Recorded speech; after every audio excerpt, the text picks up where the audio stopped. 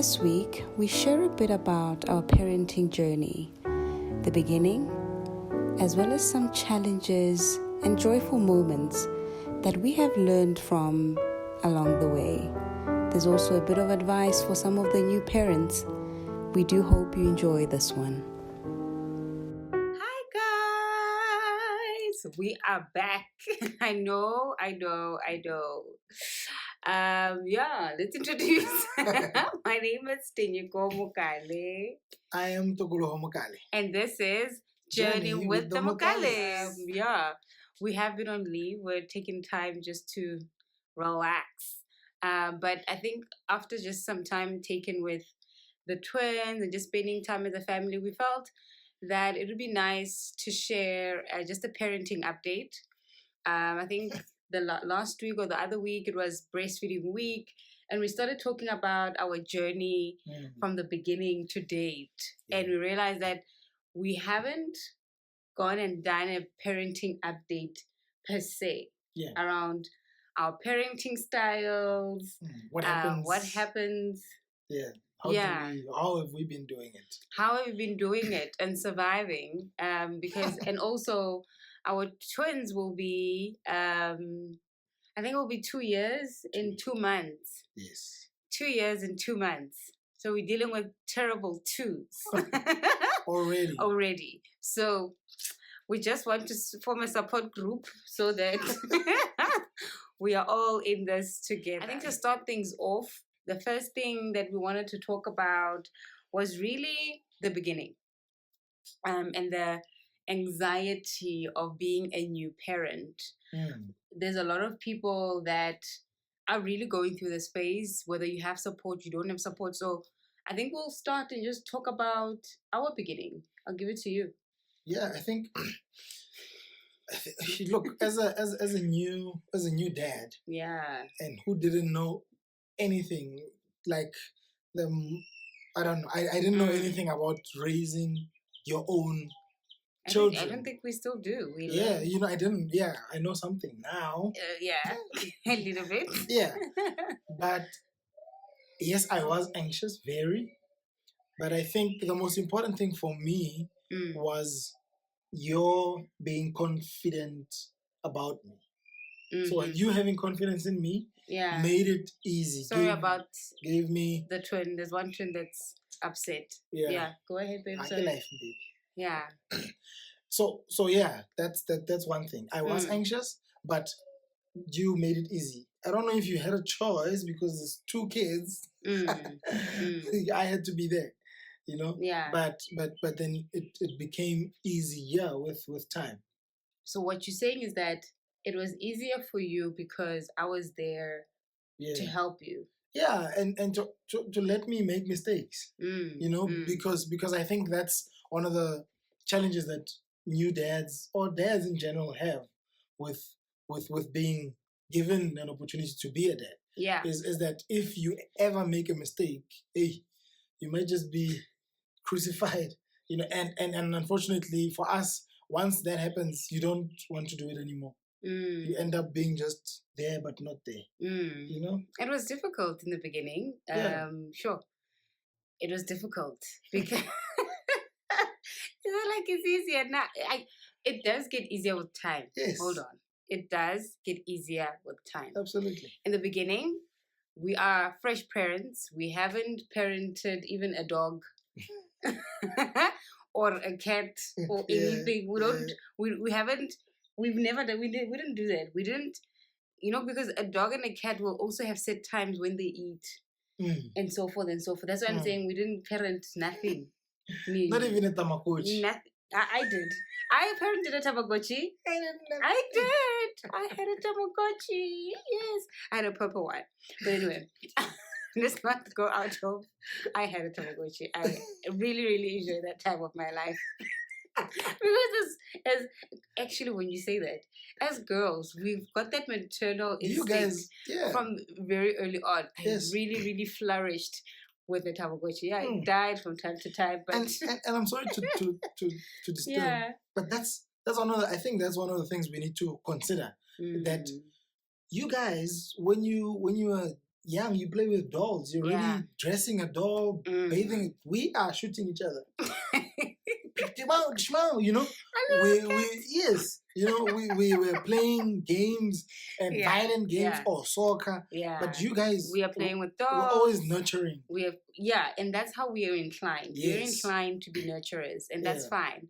But in the beginning, and this is specifically for twins, and I think it's the same with a twin. Let's talk in general. Yeah. Whether it's twins or whether it's singleton, it was difficult in the beginning because even after when we came back home, because we were home for just a week.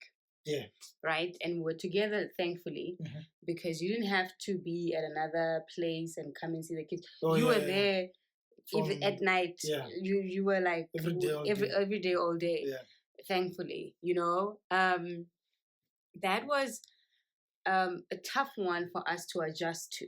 Yeah. In terms of sleeping times, in terms of feeding, in terms of breastfeeding as well. That's an interesting one. Because breastfeeding was difficult. I felt like, you know, like I'm not doing what I'm supposed to do. Even though I got the coaching at the hospital, it was difficult. It was difficult because obviously they're both needing enough from me, but thankfully there's milk formula that we decided that we just want our kids to eat and not starve, and which we did. But I think what was key during that time is each other's support. Yeah. We fought so much. We fought so much. Because the one is crying out to sleep. The one is frustrated. You were very frustrated about not having a schedule, remember? Yeah. You wanted to know, when are we doing this? When are we doing this? When are we doing that? And I couldn't. In my mind, then, you know, I still thought we could control how things happen and when things happen. You know, I thought you could just train these little people, which you to behave in a certain way. You can to sleep, maybe to even poop at a certain time. No, you know, I thought. You know, so that's bathroom schedule, and that was a cause for my many I don't know what irritations or whatever. You know, it irritated me so much, but I eventually got to learn that it doesn't work like that. These people are not machines. And with that, when we were wanting a schedule, the twins, we allowed the twins to lead their own journey. Yeah, eventually. Yes. They mapped. We saw that they sleep at this time. And thankfully, if be it the one is sleeping, we would sort of encourage the other one to sleep because we needed to treat them as one person for our sanity. Yeah, otherwise sleep at the same time, eat at the same time, bathe at the same time. Yeah. So it can't be with them. It had to work like it's one individual in order for us to get some sleep. Yeah. And so forth. Because in the very beginning, and now I don't wake up, guys. In the beginning, I didn't sleep. I probably slept in the afternoon or struggle when I had to go back to work. My husband was not waking up in the early hours of the morning. He would try his utmost. His heart wanted to. But I couldn't. His heart wanted to. And ever since then, he is the one that wakes up after 12. I don't wake up after 12. Yeah. I can stay up now, and that helped. That we sort of took a step back, allowed the kids to map their own journey, and in terms of their schedule, they've got a schedule. Yeah, now that we follow that, and it's because of them that they created it. Then it's easier for us to enforce now because it's not new in their system. It's not new in their system. Yeah. They know it. They mapped it for themselves. So we remind them, okay, bath time, sleep. Here's your book. They already know it's time to sleep. They know. Yeah. Eat and so forth and so forth. Yeah. So. And another thing, yes, they do have sort of a schedule existing, but we also need to be aware, it's around that time. So we need to tone down, switch off the lights, put phones away, turn the TV sound. If you're not switching it off, turn it down. So that they then know they register. Yeah. Because if we give you a normal day, I'll try to do it as quickly as I can. Yeah. In the morning, Daddy will wake up with them. Let's talk about a Saturday because during the week we've got help, Monday to Friday. So in the morning, Daddy will wake up with them, fetch them, change their nappies, give the bottles if there's some bottles during the night. We really are waiting for the day that these kids don't eat or drink anything at night. We are praying for that day. But Daddy will take them in the morning, and then they'll have their morning bottles or whatever, or finished up their previous from the night, change their nappies, and then Mommy will come through, organize breakfast, and the day starts.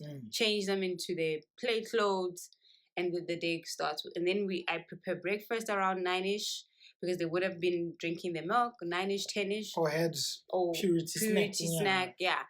Because they really having a tough time with their molars. They're growing their last teeth, so they don't want to chew. They just want to swallow.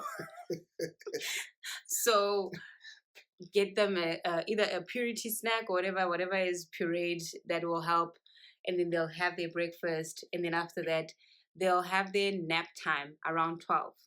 So 12 we have to change the cartoons, because they're still in the house, they haven't gone to daycare, they're going to go in Jan.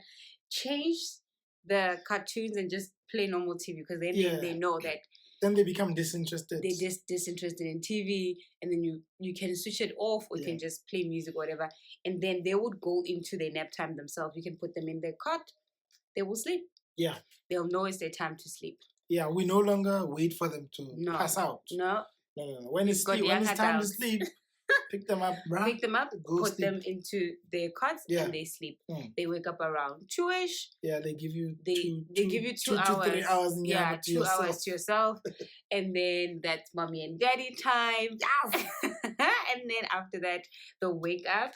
We'll prepare lunch. They'll have a bit of a light lunch, because we prefer, because of the breakfast. The breakfast is a bit heavy, and then you have light lunch, and then a snack later, maybe around 5, around 6ish. 6:30 is supper time, where they'll proactively want to feed themselves, because they know they'll pull out their chairs, and then they'll sit, and then they'll eat, and then after that at 7 o'clock is their bath time. They have their bath time. Daddy has his alone time, and then he can then help me whenever he wants to, or when I call out for him, and then they'll change, and then they'll sit in their cots after everything is done, and then they'll remain in there. When they remain in there, we give them a book, or we read for them, whatever the case is, and then it's bedtime. If they're making a protest to come to the dining room, the house is already switched off. There's no lights. They'll come back to a dark house. They come back to a dark house to show that at the most they'll spend 20 minutes with us, and then they pass out, because there's nothing really stimulating them to be awake. Maybe TV would be on, but the volume will be down. Already in their minds, it's nighttime. Then they don't engage, or maybe they'll try play with each other, run around for just a moment, and then that's it. That's their schedule. Great. Basic cut.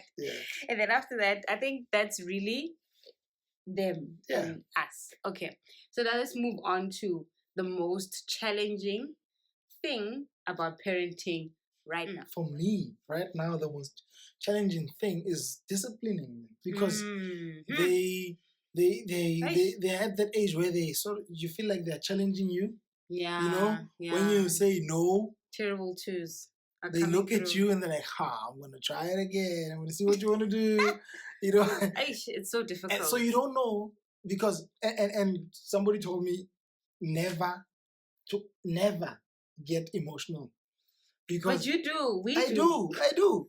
But you take it so personally. The thing is, they're so young. They don't even know they're doing something wrong.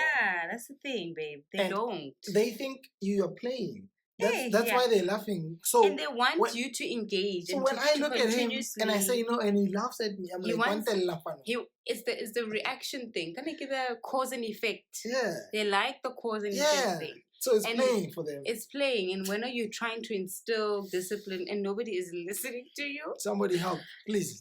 Nobody is listening to you. And then we have a big challenge amongst us in terms of parenting styles. Daddy is a fun parent. Great, that's fine. And I'm called an easy parent, apparently, because I allow them to get away with murder, apparently. So, yeah. I'm fun, especially but I'm a disciplinarian. Yeah, easy, Very. and Very. I'm easy. Yeah, access. No, but I think sometimes you can be a bit harsh with the kids, especially the boy. We need to talk about that because, because in terms of, your discipline, it's different with Tupul, our girl, and he's harsher with the boy. Let's discuss this for 10 marks. I don't have a response. Comrade. I don't know. One thing that we need to really, and I thought I said it at the beginning, is that, and it's twins, so under no circumstances can you treat them like the same person, because they are not. They are very different, even developmentally. Vocab, whatever, they are very different people. Yeah. So that might be one of the reasons that I treat them differently. It's not that I'm harsh. Right, I'm harsh. No, you are, baby. I'm not harsh, baby, with Kulo. You are. You are like, you went aside. Mamima? No, don't do that. There's a difference. There is no, but it's true. There's a difference. And I think it's something that we must talk to ourselves about as the type of parents that we want to be. And this is an ongoing thing that we continuously have. And as you can see, it's uncomfortable and it's here. And that's fine, because as much as I'm also to blame in some instances where I'll allow him to get away with murder. Because you spoil Trollo a lot. Because of what you do. And you are harder on Tupul. So it's vice versa. It's balanced. Trollo gets away with murder with you. I'm not harder on Tupul. Am I harder? I'm not. Yes, you are. Because I think it's one of those... So I guess it's a balance. Yes. As a man, I expect this guy to act a certain way. And if he doesn't, I'm like, hey, when a son. But I don't do that to Tupul. Oh, honey. I don't do that. No, you may not be doing exactly what I do, but in a way, you are very hard on Tupul. So as a parent, I give her comfort. And you do the same. I'm hard on Trollo, and as a mom, you give him comfort. So either way, our kids are safe. Okay. Yeah, but we can't be all mushy all the time. We need to create... You're not running a military. No, it's not a military, but it's important. If we don't teach our kids boundaries, even at the young age, they'll never know how to learn boundaries. You know?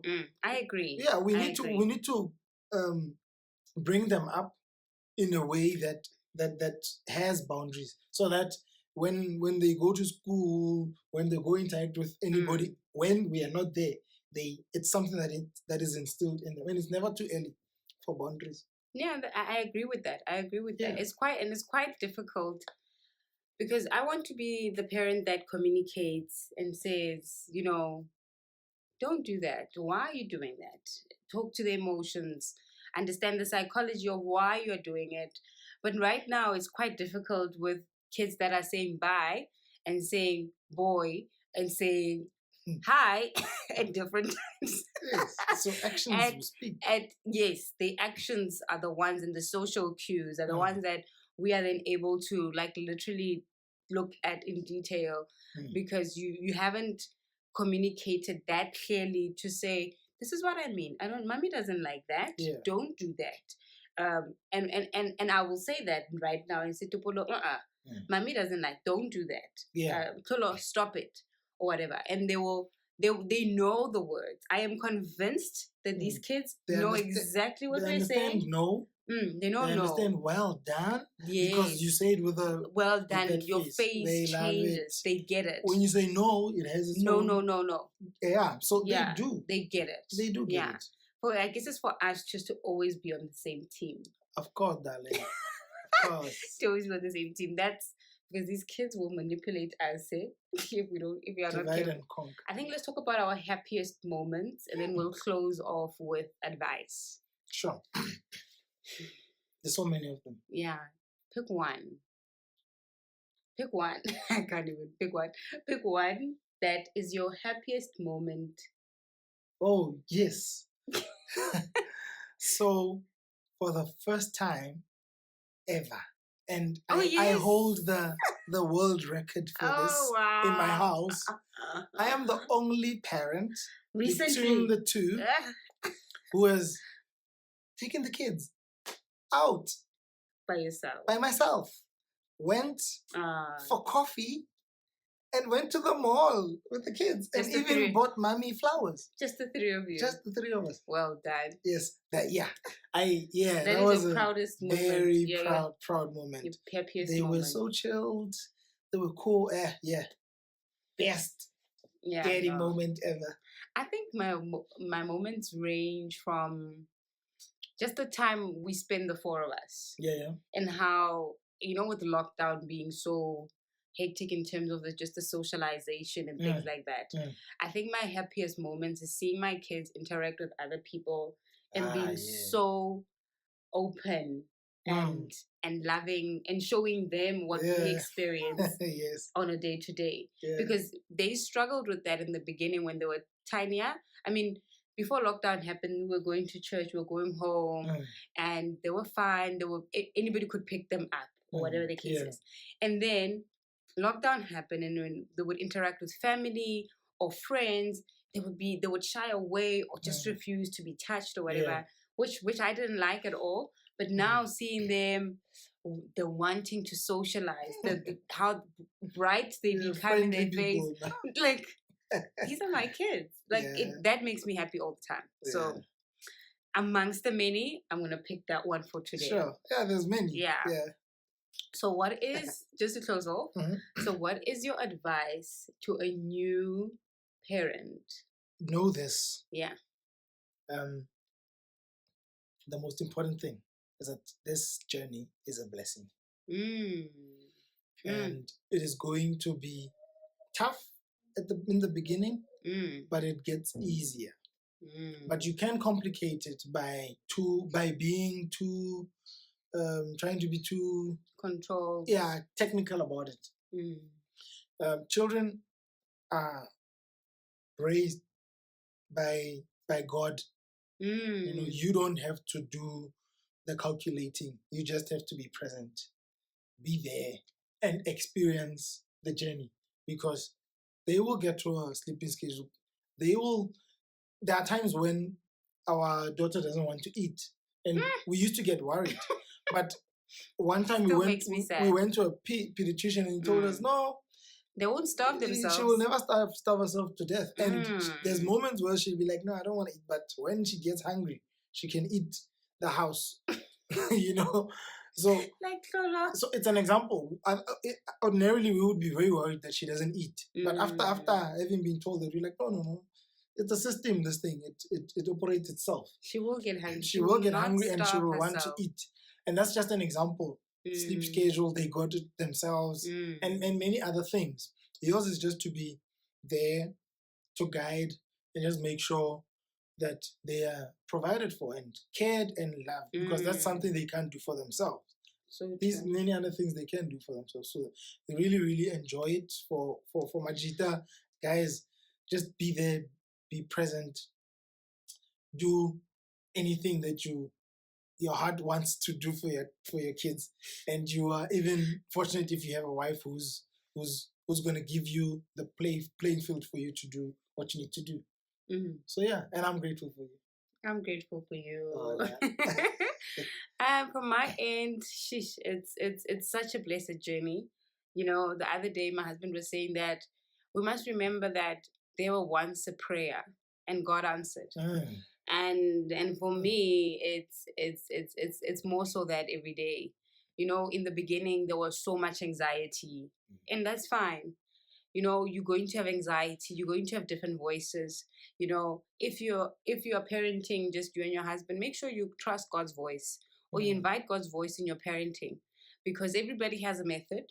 Everybody has a way. Everybody has that medication to solve that thing that you can solve, or that skin thing, or whatever. I mean, in the beginning we struggled with eczema on our son. In the minute, and everybody was saying, try this, try that. We tried all of it, and eventually went to the dermatologist, and he got a solution, and he's been fine ever since.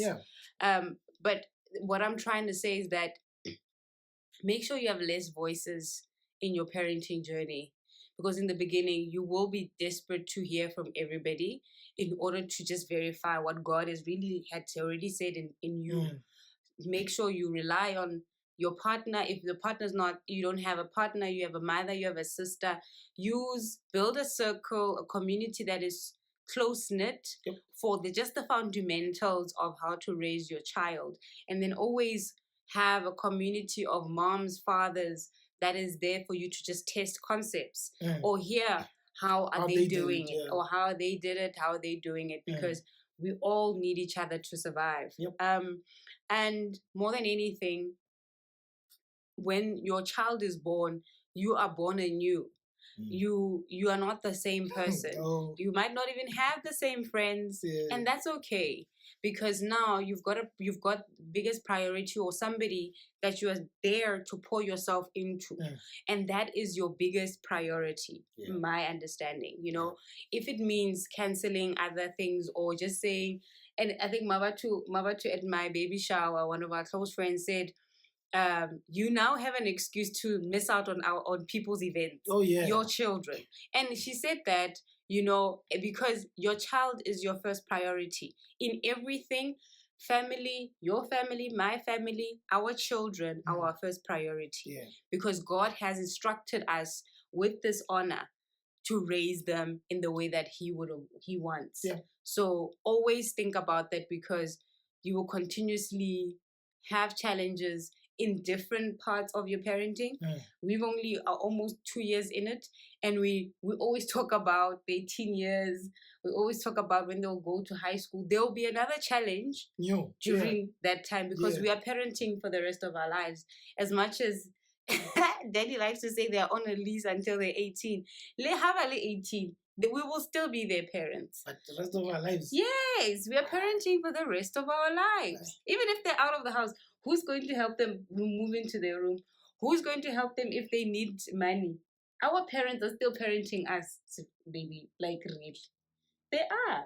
That guy doesn't even know what I'm eating. My dad doesn't know if I've got food in the house. He doesn't know. They're still parenting us. We are parents for the rest of our lives. I agree. But what I'm saying is, I'm going to work very hard in my parenting journey to make sure that when they are 21, they are out of my because why? House. Why do you want that to happen? Because I can't do this thing forever.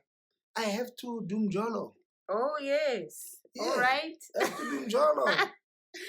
And that, ladies and gentlemen, is the end of our video.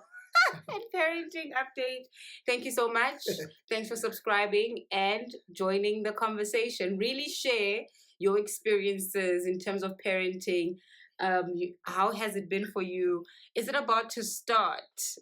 All the best. All the best. Is it about to start? We are here for you. Are they teens now? Are they teens? How have you done it? We want to learn as well. Yeah, we want to. Yeah, thank you so much, and we love you. Bye.